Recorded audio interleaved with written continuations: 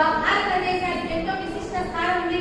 భారతదేశానికి ఇతర దేశస్తుల వాళ్ళ నుంచి ఎంతో మన్నన గౌరవంతో ఉంది. విద్యారంగంలో ఉన్నటువంటి వారికి, విద్యా అనుకూలంలో ఉన్నటువంటి వారికి, కాలేజీలకి ఈ విధంగా ఆర్థిక పరంగా ఎంతో వాళ్ళు ప్రభావితం చేసుకోండి కనుక విద్యారంగానికి ఎంతో బాగా ఉంటుంది.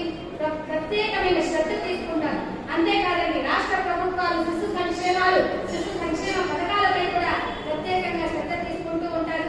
ప్రజలకు ఆరోగ్యము, అంటువ్యాధులు వంటివి రాకోకుండా జాగ్రత్త పడతారు. మనం ఏ విధంగా అయితే ఉగాదికి ముందు గ్రామ దేవతలను పూజించి పసుపు కుంకుమలతో ఊరు మొత్తం గరగాలతో ఉత్సవం చేసి పసుపునంతా కూడా చల్లేసి బ్యాక్టీరియా రాకుండా ఏ విధంగా